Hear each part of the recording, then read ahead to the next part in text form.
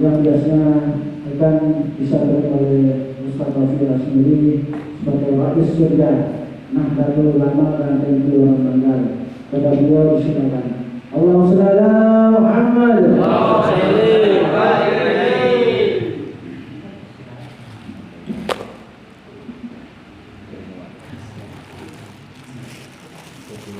Assalamualaikum warahmatullahi wabarakatuh. Bismillah, alhamdulillah, wassalatu wassalamu ala rasulillah sayyidina Muhammadin abdillah wa ala alihi wa sahbihi wa mawalah amma ba'd.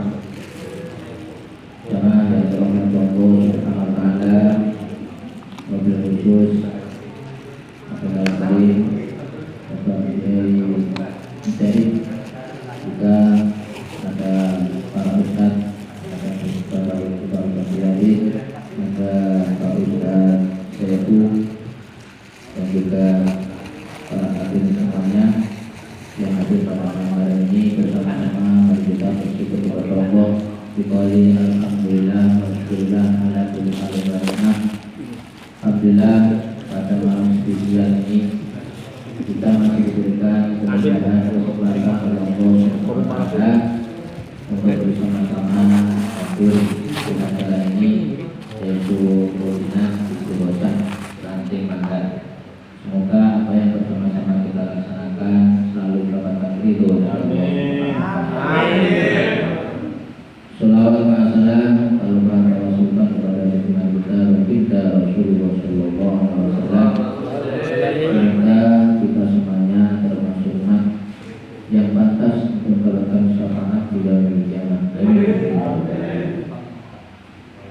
Jemaah yang dirahmati Allah Subhanahu wa taala, alhamdulillah kita yakin menyadari semuanya hanya tahu bahwasanya kemerdekaan Indonesia itu tidak lepas daripada para kiai, tidak lepas para santri, sehingga kita sebagai penerus para pendahulu kita, para kiai kita, dan juga kita sebagai santri, maka seyogianya kita ini betul-betul mau untuk mempertahankan negara Kesatuan Republik Indonesia. Maka dengan slogan NKRI harga mati, ini harus mau. Masalahnya siapa lagi yang mau mempertahankan kemerdekaan ini kalau bukan kita sebagai santri-santri, walaupun itu santrinya adalah Abdul Syekh Hasyim Asy'ari. Maka pada malam hari ini kita semuanya akan bersama-sama mengkaji daripada pasor kita, pusatnya beliau yaitu Abdul Syekh Hasyim Asy'ari, yang mana saat ini sering ada ajakan-ajakan. Mungkin kita pernah lihat ajakan-ajakan, mari kita kembali ke Al-Quran dan Sunnah. Ini ajakan-ajakan. Maka kita harus waspada. Apakah memang ajakan-ajakan ini bisa kita lanjut, bisa kita ikuti atau enggak? Jangan-jangan ajakan ini adalah merupakan sesuatu yang di dalam kaitannya kalimatul haq bi rabbil alamin. Ajakannya bagus, kalimatnya bagus. Siapa tahu ada di balik semuanya adalah satu kesesatan. Kok bisa? Coba nanti hubungannya, karena yang biasa taklid ini adalah orang-orang Ahlus Sunnah wal Jamaah. Makanya ajakan semacam itu, apakah kita harus mengikutinya? Bahwasanya mari kita kembali kepada Al-Quran dan Hadis. Memang betul, tidak akan mungkin kita tidak kembali kepada Al-Quran dan Hadis. Cuma masalahnya namanya orang kembali itu pasti pernah keluar. Nah, kita pernah keluar, mungkin keluar ke pasar, mungkin kemudian kembali ke rumah. Nah, itu baru kembali. Sementara kan kita meyakini orang NU dari dulu sampai sekarang tidak pernah keluar daripada Al-Quran dan Hadis, Al-Quran dan Sunnah. Kita masih ada di dalamnya, tidak pernah kemana-mana, ya kan? Kita masih seperti yang dulu. Kita masih seperti yang dulu. Tetap. Makanya ajakan mari kita kembali. Kita tidak pernah kemana-mana, kita tidak pernah pergi, maka tidak perlu kita untuk kembali. Maka kita ada di dalam. Yang kedua, bisa jadi maksud mari kita kembali kepada Al-Quran dan Sunnah. Bahkan mereka mengatakan tidak usah mengikuti manusia. Apakah itu betul? Nah, ini perlu dicek lagi. Nah, kalau toh kita ini mau langsung belajar Al-Quran, kemudian juga kembali kepada Sunnah, mampukah kita saat ini untuk mentafsir Al-Quran? Mampukah? Nah, sementara sekarang itu sudah tidak ada namanya mustahid, muhaddisin, mufassirin, sudah ada, kita hanya taklid. Sementara orang-orang eko seperti kita ini kan taklid kepada madzhabul arba'ah, pada empat mazhab. Nah, dan semacam ini ternyata disangkal. Sebab semuanya berdasarkan dalil. Kita beragama harus berdasarkan dalil. Beli masalah dalil adalah kan banyak orang itu kan budak di dalil. Dalil mulai selamatan, ya kan? Mulai begitu meninggal sampai 100.000 harinya sampai haulnya, kan tidak pernah habis dalilnya. Semuanya ada dalilnya. Jadi salah kalau dikatakan bahwa orang NU itu di dalam beragama, di dalam amalnya ada dalil, itu salah, sangat salah. Maka ajakan semacam ini, kalau toh memang keinginannya kita jangan membaca kitab-kitabnya para ulama, jangan mengikuti para ulama, karena tidak usah mengikuti manusia langsung pada Quran dan hadis. Kayaknya ini sesat, nyata sesat. Memangnya bisa? Ya tidak bisa lah, tidak bisa. Kecuali kalau kita mengikuti Quran terjemah saat ini, yuk apa-apa aja cuma baca doang. Cuma baca. Jadi kalau kita mau berpikir, kalau memang ajakan mari kita kembali ke Quran hadis, tidak usah mengikuti manusia. Bisa jadi kita tidak boleh membaca kitab-kitabnya para ulama. Sementara kita yakin kitab-kitab yang dikarang oleh para ulama itu adalah menjelaskan daripada Al-Quran dan hadis. Jadi muhal kalau kita mau memahami Al-Quran, memahami hadis, sementara kita tidak melalui para ulama. Itu muhal, sesuatu yang sama. Maka ajakan itu tidak betul. Kalimatul haq waradul ahul dolar.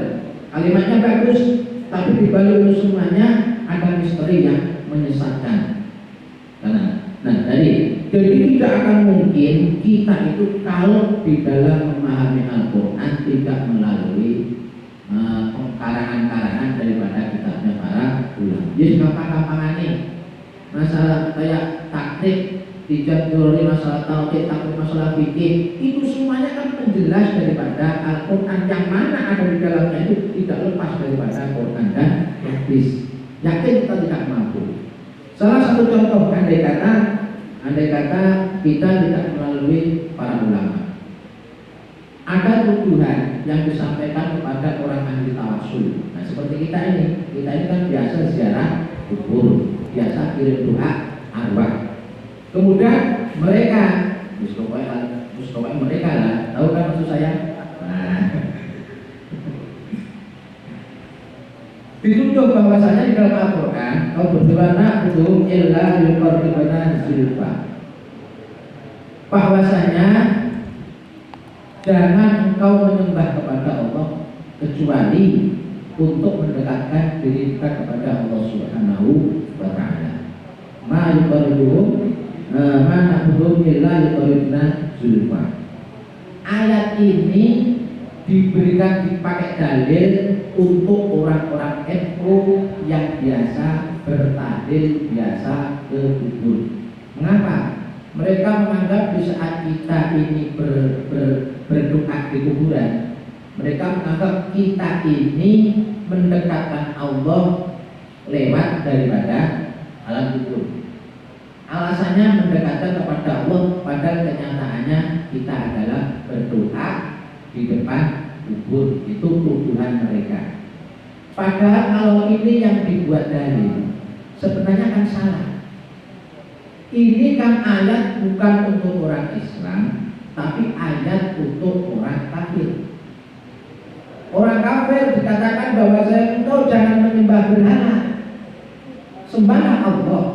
Maka mereka beralasan, saya menyembah berhala ini pada hakikatnya untuk mendekatkan saya kepada Allah Subhanahu wa Ta'ala, tapi medianya adalah patung berhala. Ini ayat kan untuk orang kafir. Mengapa kok ini ayat dituduhkan kepada orang Sunnah wal Jamaah yang biasa ke makam, biasa tahlilan, biasa tawasulan, biasa tabarukan dan lain sebagainya? Satu ayat sudah koplak, ya kan? Sudah nggak nyambung. Tidak bisa kalau kita tidak melalui para ulama. Jadi ajakan kembali ke sunnah, kembali ke Al-Quran dan As-Sunnah. Ini maksudnya apa? Makanya maksudnya kalau kita tidak boleh mengikuti kepada para ulama, ya salah total. Jadul murokab, sesat menyesatkan. Kan begitu akibatnya. Karena kita tidak mungkin kalau tidak mengikuti para ulama. Dan kita Ahlussunnah wal Jamaah selalu mengikuti mazhabul arba'ah, khususnya Imam Syafi'i. Nah, makanya kan aneh. Andai kata dikatakan, hei kamu jangan ikuti Imam Syafi'i. Mungkinkah orang yang baru bangun kemarin sore, ya kan, kemudian tidak memakai Imam Syafi'i? Kan aneh bin ajaib. Bisa jadi ibaratkan anak TK kemudian ngasih ngomong bilang sama orang yang S2, jangan begitu. Misalkan begitu. Jadi anak TK memberitahu kepada sudah S2 atau sudah kiai, Pak, sama tidak usah macam-macam. Mari kita kembali ke Al-Quran dan hadis yang ngomong anak TK, yang dibilangi S2 atau LC. Kan lucu jadinya. Jadi kalau artinya bahwa kalau ada sekarang itu dia itu menggembor-gemborkan mari kembali Quran dan Sunnah, tidak usah mengikuti para ulama, tidak mengusik mereka adalah manusia. Lu kan aneh bin ajaib. Maka kalau dipikir-pikir yang gemblong itu siapa? Kan begitu kan jadinya. Nah, makanya tidak mungkin kalau saat ini zaman sekarang ini kita tidak mengikuti daripada ulama-ulama. Maka kita yang biasa bertaklid, walaupun toh dituduh itu adalah tidak boleh, tapi tidak masalah. Karena kita juga mempunyai dalil di dalam bertaklid. Kita menyadari tak akan mungkin manusia bisa memahami Al-Quran, tak akan mungkin bisa memahami pada hadis kalau toh tidak ada tawasul kita. Nyata al-ulama warasatul anbiya. Ulama lah sebagai pewaris Nabi. Kita bukan hidup di zamannya Nabi. Kemudian kok kita mau langsung memahami Al-Quran dan hadis tanpa melalui manusia. Lu kan aneh. Jadi kan akalnya ini sudah tidak normal, sudah tidak jelas lah. Normal tapi tidak jelas. Jadi sudah tidak mungkin lah. Tidak mungkin kalau kita itu langsung memahami Al-Quran dalam hadis, kecuali kalau kita memahami Al-Quran terjemah, hadis-hadis terjemah. Ya tidak apa-apa, kalau itu boleh-boleh saja. Tapi kan kayak apa kalau kita hanya main memahami Al-Quran terjemah? Kan kayak tadi akhirnya mana hukum jelas dengan zulfa, itu aja sudah salah sasaran. Yang seharusnya itu bukan diberikan kepada orang muslim, malah dibuat dalil kepada orang NU. Sementara itu hitopnya adalah orang kafir. Alasan orang kafir menyembah berhala, di alasannya bilangnya saya menyembah berhala ini mendekatkan kepada Tuhan. Kan begitu dalil ini. Nah, maka keliru kalau dituduhkan kepada orang NU. Sehingga di sini kita akan bersama-sama wujud bertaklid. Mengapa kita ini bertaklid? Mengapa kita itu bermadhab? Nah, mengapa kita bermadhab? Udah langsung aja kembali ke Al-Quran hadis sebagaimana yang dibuat oleh Allah berfirman was'alu ala dzikri in kuntum la ta'lamun. Ini kan sudah jelas. Allah menyuruh kita was'alu ala dzikri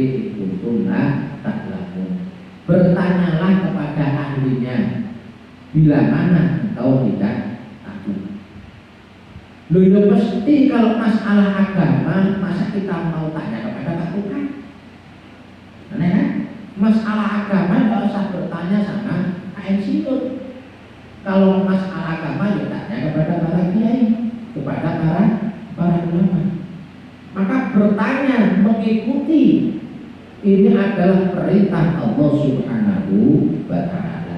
Jadi kita bertaklid, kita bermadhab mengikuti daripada para ulama itu bukan sesuatu yang asal-asalan, bukan sesuatu yang tidak ada dasar, tapi itu adalah berdasarkan perintah Allah Subhanahu wa Ta'ala.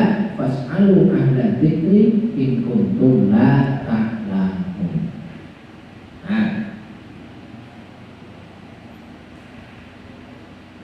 ihtiyatan fi ahadil ladina fala yaqutu an ahli. Maka harus berhati-hati, jangan sampai kita itu bertanya kepada yang bukan ahlinya. Maka sebagaimana sabda Rasulullah, man fasara al-Qur'an bi ru'yati falyatabawwa maq'adahu minan nar. Barang siapa yang menafsir Al-Qur'an sesuai dengan rohnya, sesuai dengan pikirannya, maka dipersilahkan untuk duduk bersila di neraka. Sekarang itu tidak mungkin orang itu akan menafsiri karena sudah ada mufasir, sudah ada namanya mufasir, sudah. Maka apa yang sudah dilakukan oleh para ulama itu sudah barang matang. Di kitab-kitab sudah barang matang. Mau ilmu apa saja kita tinggal cari kitabnya. Tidak kekurangan, ya kan? Tidak kekurangan. Tidak perlu kita menafsiri kitab kata, tidak perlu. Kita tinggal cari kitabnya apa. Sudah semuanya ada, sudah disediakan oleh para ulama-ulama dulu. Kita tinggal membaca. Nah, kalau sekarang menafsiri Al-Quran, ya tidak tahu mampukah keilmuannya. Nah, itu masalahnya. Maka taklid itu adalah mengikuti para ulama. Itu bukan sesuatu yang muskil, bukan sesuatu yang salah, tapi bukan dalam perintah Allah Subhanahu wa Ta'ala sebagaimana firman-Nya, fas'alu ahla dzikri in kuntum la ta'lamun. Ana bisirin adalah ilmu dinun fangduru akan ta'khudhu dinakum. Ilmu itu adalah agama. Maka engkau harus berhati-hati kepada siapa engkau belajar. Nah, ini Rasulullah bersabda dari Busirin, ada ilmu dinun fangduru aman ta'khudhu dinakum.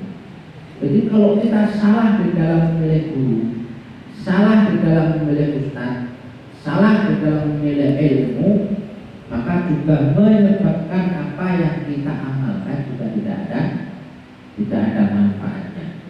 Maka kita mengikuti mazhab al-arba'ah, kita mengikuti para mazhab, ini sudah sesuatu yang paling benar, sesuatu yang sudah paling benar. Karena yang kita ikuti nyata-nyata adalah ahli sunnah wal jamaah, mengikuti daripada alur baginda Rasulullah Shallallahu Alaihi Wasallam, juga para sahabat. Maka kita di dalam beragama ini mencari ilmu juga harus berhati-hati, sebagaimana yang disabdakan baginda Rasul dari Muslim, ada ilmu dinun fangduru akan ta'khudhu dinakum. Ilmu adalah agama, maka kita harus berhati-hati, kita melihat kepada siapa kita akan mencari agama tersebut. Wa Nabi Umar marfu al-ilmu dinun wa salatu dinun fangduru akan ta'khudhu hadzal ilm. Wa kaifa tusalluna hadha salat wa innakum tusalluna yaumal qiyamah wa la tarawna illa aman tafaqu alaihi ahlaihi wa ayyakuna minal mudul. Seperti juga hadis yang disampaikan oleh Umar, bahwasanya ilmu adalah agama, contohnya adalah sholat. Kalau kita misalkan belajar sholat, kemudian kita belajarnya kepada orang ulama yang memang itu bukan ahlinya, maka apa yang kita laksanakan juga bisa salah. Sementara sholat itu nantinya akan menjadi pertanggungjawaban kita kepada Allah Subhanahu wa Ta'ala. Apalagi dalam masalah sholat kan banyak suatu gerakan-gerakan yang aneh-aneh sekarang itu kan banyak. Gara-gara salah di dalam menafsiri hadis. Nah, salah satu contoh, ya. Yang menghabiskan uangan. Tahu kan maksudnya menghabiskan uangan? Nah, itu maksudnya. Ini kita sikil. Nah, itu kan salah di dalam memahami hadis. Hadisnya itu Rasulullah sahabat itu melihat. Sahabat melihat bahwasanya Rasulullah menganjurkan untuk meluruskan sholat. Kemudian Rasulullah berkata, salah satu di antara kami mempertemukan kakinya dengan kakinya yang lain. Salah satu, no? Bukan semuanya. Salah satu di antara kami. Andai kata orang 100 cuma sebiji, benar. Andai kata orang 100 hanya sebiji, berarti yang 99 itu tidak memenuhi ruangan. Lah ternyata itu malah yang dipakai dalil yang pengecualian tadi. Malah yang orang 1 itu dipakai dalil dan diterangkan. Nah, berarti kan salah memahami hadisnya. Rasulullah kan mengatakan, sahabat kan mengatakan bahwasanya Rasulullah setiap mau sholat kita sejamaah disuruh untuk mengatur sholat, meluruskan sholat dan sebagainya. Jadi kaki dengan kaki, pundak dengan pundak. Nah, ini bahu dengan bahu, kaki dengan kaki. Maka ada ulama mengatakan ada kesejajaran antara kaki dengan bahu. Nah, kemudian sahabat mengatakan ada salah satu di antara kami yang meregangkan kakinya. Nah, ternyata hadis ini yang salah satu ini dibuat dalil.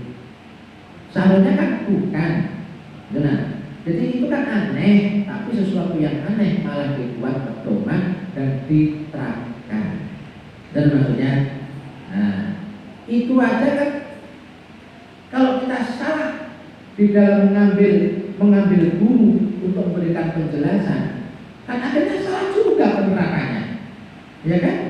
Nah, kan salah juga penerapannya. Nah, macam itu maksudnya itu. Jadi Arabi yang marfu' al-ilmu dinun was-salatu dinun fa'dur an ta'khudhu hadzal ilm. Wa kaifa tusallu min hadzal salat fa innakum tus'alun yaumil qiyamah wa la tarawna illa an tahaqqaq islahu bi ayyakuna min al-amri wa tibabil muttaqin. Nah ini. Maka harus betul-betul berhati-hati. Dari Ibnu Darda, in akhafu ma akhafu 'ala ummati laqiman mudillun. Ibnu Darda mengatakan Rasulullah bersabda bahwasanya yang dikhawatirkan Rasulullah itu adalah para imam din, para pemimpin yang menyesatkan. Jadi para pemimpin yang menyesatkan. Kalau di dalam masalah agama siapa pemimpinnya? Hanya para kiai, para ustaz. Kan itu pemimpinnya. Jadi yang sangat dikhawatirkan oleh Rasulullah, karena ini pasti terjadi. Sesuatu yang dikhawatirkan Rasulullah pasti terjadi. Yang sangat dikhawatirkan Rasulullah adalah para pemimpin yang menyesatkan. Nah, apa bukti menyesatkan? Saling mengkafirkan kepada sesama muslim, membid'ahkan kepada sesama muslim. Man kafara musliman wa huwa min. Barang siapa yang kafirkan seorang muslim, maka kekafiran itu kembali kepadanya. Ini yang sangat dikhawatirkan oleh Rasulullah dan sekarang juga terjadi. Maka ini kekhawatiran Rasulullah. Dia sangat khawatir bila mana ada para pemimpin yang menyesatkan. Otomatis kalau pemimpinnya sesat, berarti kan yang pengikutnya kan semuanya sesat. Ini yang bahaya. Jika Rasulullah itu sangat khawatir, inna khawfu ma khawfu ala ummati a'immatul mudillun, adalah para umat-umat yang menyesatkan, para pemimpin yang menyesatkan adalah para para umatnya. Ini yang pertama dan kedua. Rasulullah juga bersabda, wa qala Rasulullah sallallahu alaihi wasallam, yatubai ma'al jamaah. Man sadda ilana. Kekuatan itu ada pada jamaah. Man sadda ilana. Barang siapa yang menyendiri, maka itu sama halnya mereka menjadi di neraka. Artinya begini, bahwasanya di dalam hadis selanjutnya, fa idza rafa'a ikhtilafu 'alaika bisawatil 'adl ma'al haqq wa ahli. Kemudian Rasulullah meneruskan di dalam hadis Tirmidzi, bila terjadi suatu perselisihan di dalam satu negara atau satu kaum, apa yang harus kita cari? Fa idza waqa'a ikhtilafu 'alaika bisawatil 'adl ma'al haqq wa ahli. Maka carilah kelompok yang paling banyak dan ahlinya. Yang kelompok yang banyak benar dan ahlinya.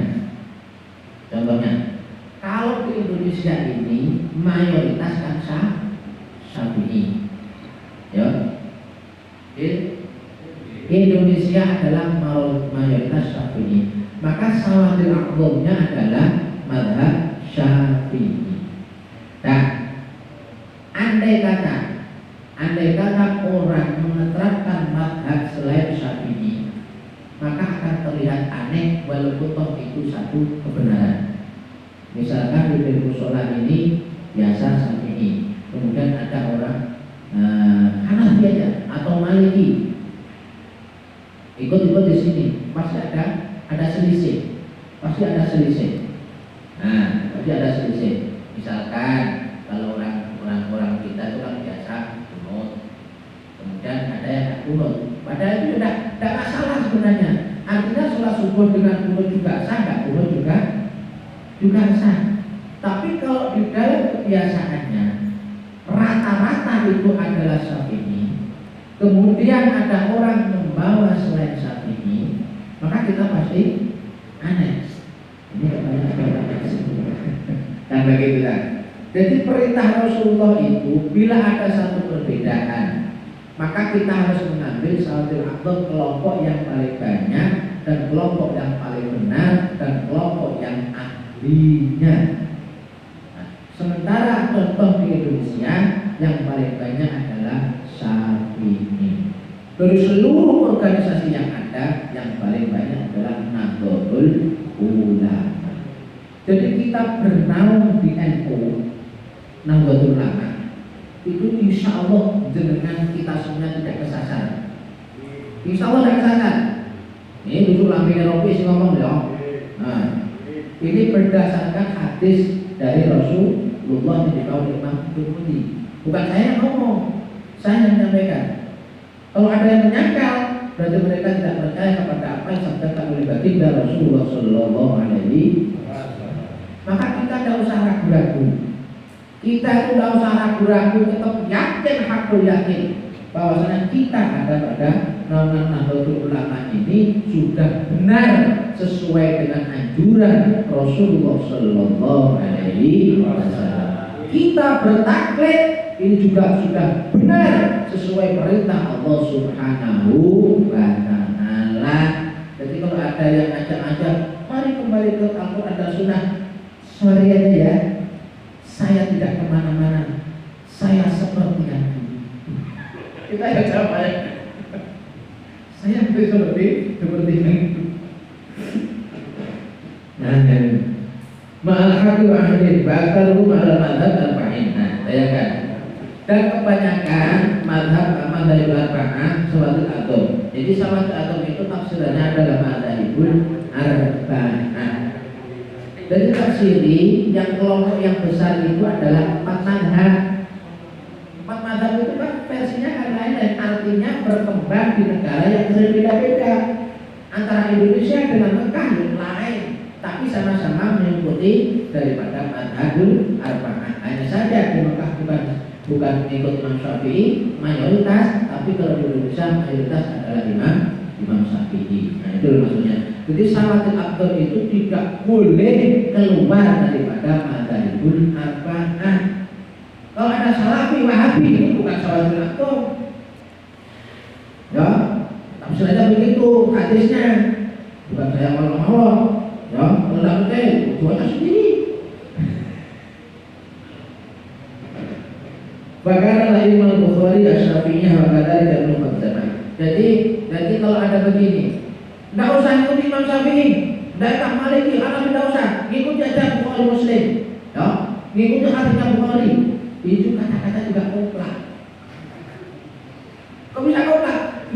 Rata-rata para perawi hadis itu mengikuti Imam Syafi'i. Jadi kayak Imam Bukhari, Imam Muslim, Imam Nasa'i, Tirmidzi, itu semuanya madhabnya adalah madhab Syafi'i. Lu bagaimana tidak aneh? Tidak boleh mengikuti Imam Syafi'i, tapi ikutilah hadisnya Imam Bukhari, Muslim. Lu aneh enggak? Lu kalau kita berbeda kan skoplah ini.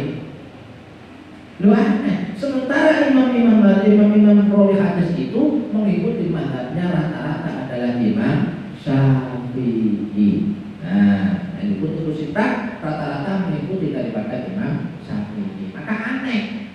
Bukan dari itu nyata itu nah. Coba lihat foto. Banyak. Tidak usah mengikuti Imam Syafi'i, Maliki, ikutilah hadis Imam Bukhari, Muslim. Ini dari apa begini? Yo, nggak semuanya cuma teman-teman dan kita lihat tuh, gua pada karuan ya kan? Kita lihat terus sudah luar biasa kitanya. Tapi kok yo Islam,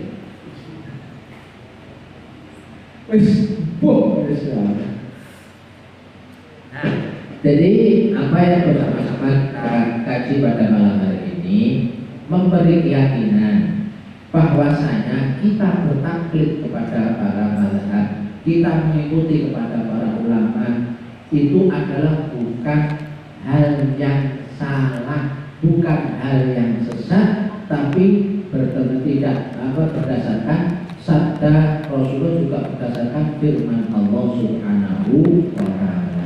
Yang kedua, tidak akan mungkin kalau saat ini kita tidak mengikuti para ulama untuk memahami Al-Quran dan hadis, karena sudah bukan masanya lagi kita ini sebagai mustahid.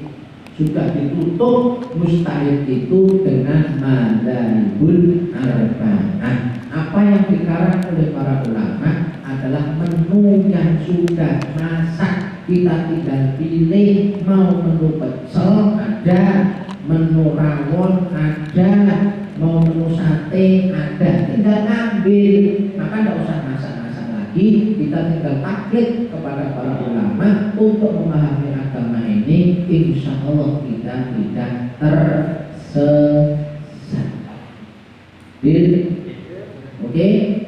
Terima kasih. Demikianlah untuk kajian saja sebagai pemantapan bagi kita semuanya, bahwasanya apa yang kita laksanakan mengikuti para ulama tidaklah salah. Semoga kita selalu dalam lindungan Allah Subhanahu, diberikan petunjuk oleh Allah Ta'ala, dan semoga kita semuanya satu naungan bersama-sama di surga kepada seluruh golongan ahli sunnah wal jamaah. Amin ya rabbal alamin. Bermaaf masalah lagi. Wallahu a'lam. Wassalamualaikum warahmatullahi wabarakatuh.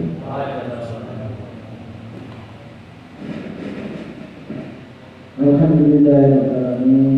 Mudah-mudahan kita yang semua bisa mengambil hikmahnya dan bisa menerapkan dalam kehidupan kita sehari-hari.